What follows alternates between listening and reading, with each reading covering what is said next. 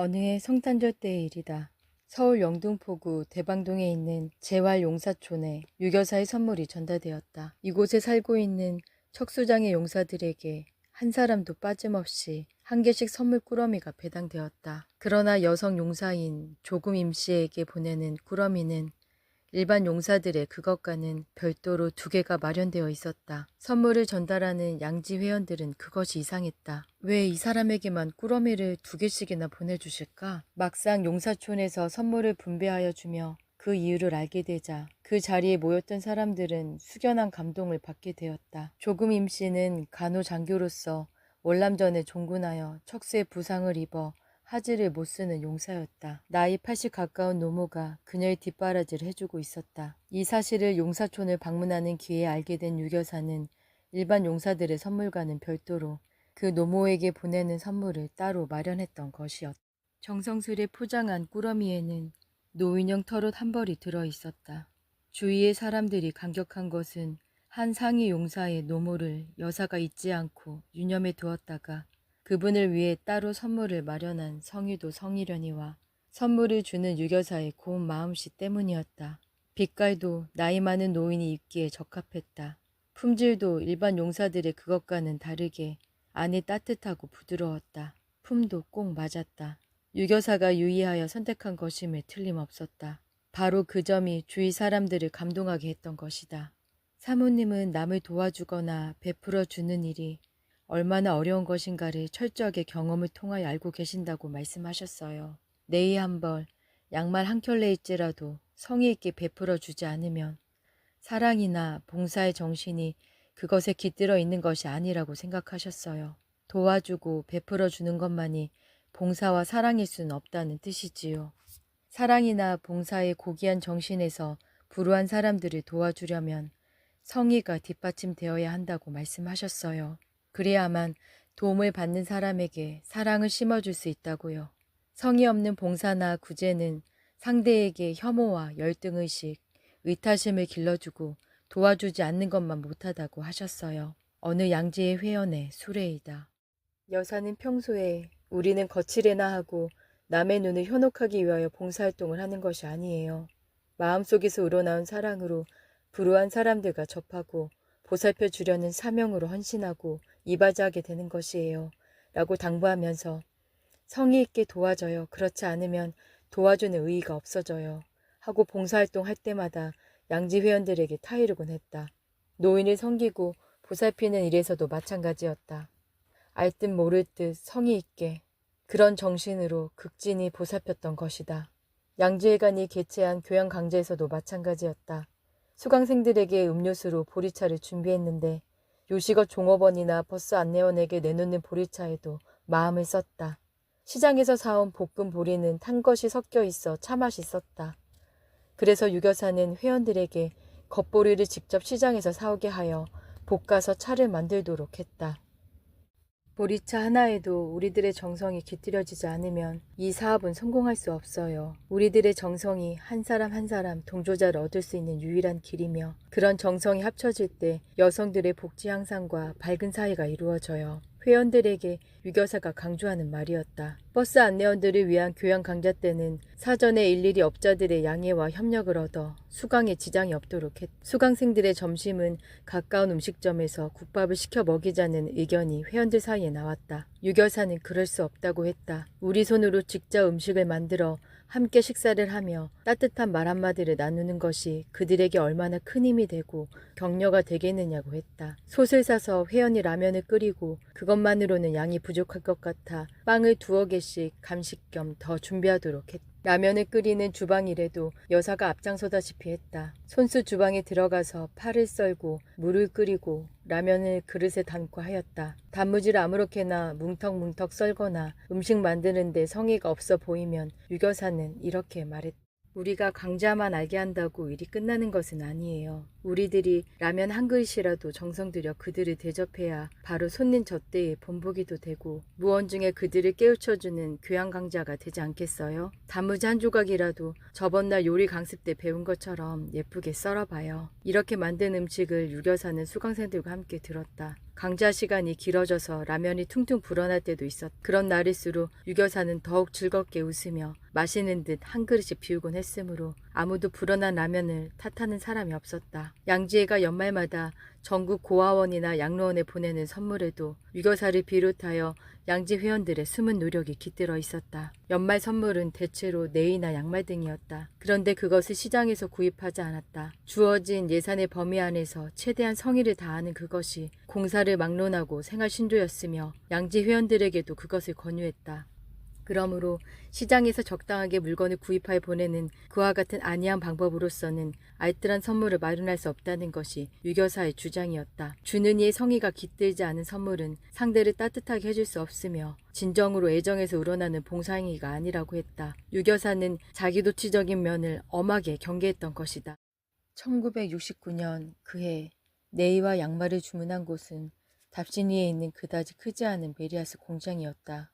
한 회원이 신용 있는 공장으로 추천해 주었기 때문이었다. 해마다 직접 제조업자에 주문했으나 의뢰 계약과는 다르게 불량품이 섞여 있거나 양말이 짝짝이거나 당초의 치수보다 작은 제품을 보내오곤 했다. 유교사는 선물을 포장할 때마다 일일이 제품을 검사하고 그것을 기록했다. 이와 같은 신용 없는 기업체에 대해서는 2번 다시 거래를 못하도록 엄하게 지시했다. 그러나 답심리의 메리아스 공장에서 보내온 제품에는 불량품이 없을 뿐만 아니라 제품의 질이 좋았다. 유교사는 고맙게 생각했다. 어떤 공장일까? 가봐야겠어요. 양지의 총무와 그 메리아스 공장을 찾아 나섰다. 답신이의 뒷골목을 꼬불꼬불 돌아서 차가 멎은 곳은 주택지에 붙어있는 허름한 공장이었다. 직공일했자 10명 남짓. 마침 주인이 없고 뜻밖의 찾아온 귀빈을 할머니가 나와 접대했다. 여사는 공장 안을 두루 살펴보고 제품 생산 과정에 대해 자세한 설명을 들었다. 그리고 직공 한 사람 한 사람과 악수를 나누고 격려해 주었으며 그 공장에서 납품한 제품에 대해 칭찬해 주었다. 이렇게 누추한 곳을 찾아주셨는데 뭘 대접하지요? 안타까워하는 할머니의 모습에는 정성이 넘치는 것 같았다. 그리하여 좀처럼 외부에서 차 대접을 받지 않는 유교사도 그 할머니가 끓여온 대추차를 맛있게 들었다. 가족이 사람됨이 저러니 기업도 성실할 수밖에. 유교사는 깊은 감명을 받았다. 청와대로 돌아온 뒤 그 할머니에게 털옷을 보내주어 치하했다. 그리고 기업주와 직공들에게는 유교사의 이름이 새겨진 볼펜을 보내주었다. 양지회 자선시가 7일 세운상가 다동 4층에서 열린다. 오전 10시부터 오후 5시까지 팔기 위해 내 창고 분량의 물건들을 마련해 놓고 있다. 단풍이 연붉게 타기 시작한 청와대 뒤뜰 외야당에서 연열흘 손이 부르트도록 회원들의 일손이 동원되어 가며 곤두박질 준비를 해야 할 만큼 많은 물품이 기증 형식으로 출품되었다. 주간한국 1968년 11월 3일자 기사 한 토막이다. 양지회에서 불우한 이웃을 돕자는 자선시의 모임을 연 것은 1966년에 이어 세 번째였다. 이날의 판매를 위해 회원들은 1인당 5,000원 이상의 물품을 제출하도록 의무적으로 배당했다. 그러나 유교사는 회원들에게 과도한 부담이 될까봐 5,000원이라는 할당액이 출품액이 아니라 자선시에서 판매되는 판매액이라고 다짐해 주었다. 회원들은 깨를 사다가 기름을 짜고 용을 떠다가 잠옷도 만들었다. 혹은 호두를 구해다 까서 속껍질은 벗기고 기름에 튀겨 안죽감을 만들기도 했다. 이렇게 만든 물건을 청와대로 수집하여 여사의 지휘 아래 회원들이 양품, 식품, 공예품, 수혜품, 포목, 기타 일용품 등으로 분류, 그것을 다시 챙겼다. 출품 전시가 완료되었으나 자선시에서 판매할 물건들의 가격 책정이 문제되었다. 사모님, 자선 사업 아니에요. 이왕이면 적당하게 매기도록 하세요. 어느 회원의 권유였다. 적당하게 매긴다는 것은 시가보다 비싸게 매기자는 뜻이었다. 그러나 유교사는 그러지 않았다.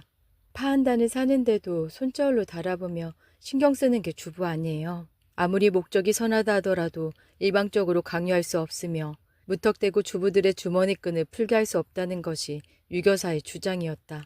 회원들이 물품 하나하나의 시세를 조사한 뒤 비로소 여사가 웃으며 말했다. 시장 소매 가격보다 20%나 30% 싸게 팔도록 해요. 유교사를 중심으로 정부 강요들의 부인과 외교사절 부인들이 대한적십자사 특별봉사대 수요봉사회를 조직한 것은 1964년 11월 4일이다. 매주 수요일마다 적십자 병원에 나가 간호사들의 일손을 덜어주려고 붕대를 감거나 거즈를 접는 일을 거들었다. 간호사들이 환자를 알뜰하게 보살필 수 있는 시간적인 여유를 주자는 뜻에서였다. 그 뒤 양지 회원들이 참가하게 되고 범위도 넓어져서 월요일과 수요일, 오전, 오후로 나누어 월요일에는 양지의 간부들만이 서울대학교 의과대학 부속병원으로 나가 봉사를 했으며 수요일 오전은 양지 회원 중에서 행정부반과 주한 외교사절 부인들이 오전에 적십자병원에서 봉사했고 오후에는 국영기업체 책임자 부인들과 은행 간부의 부인들이 역시 적십자병원에 모여 봉사했다. 유교사는 월요일에는 아침부터 나갔지만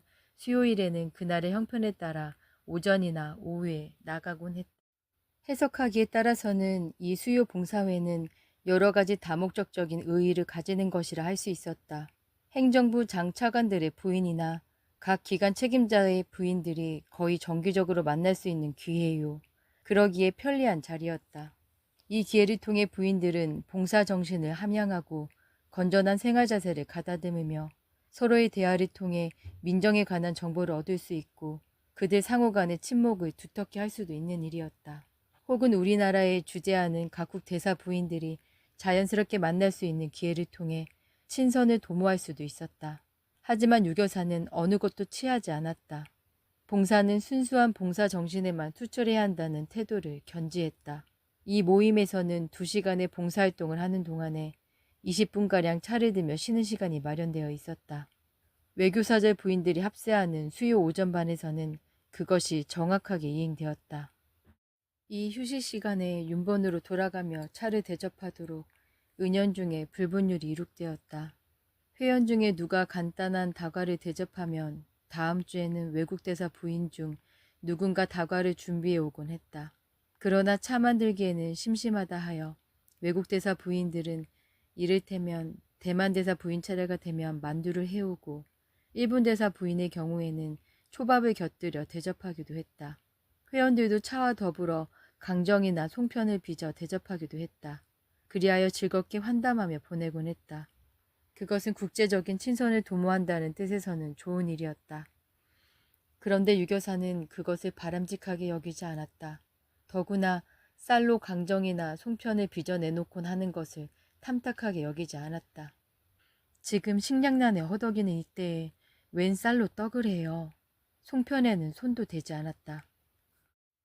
이와 같은 사실은 국제 간의 화목한 분위기를 누구보다도 중요시하는 유여사였지만 봉사활동을 아무리 선의의 것이라 하더라도 다른 목적을 위한 수단으로 삼지 않으려는 순수성을 말해준다.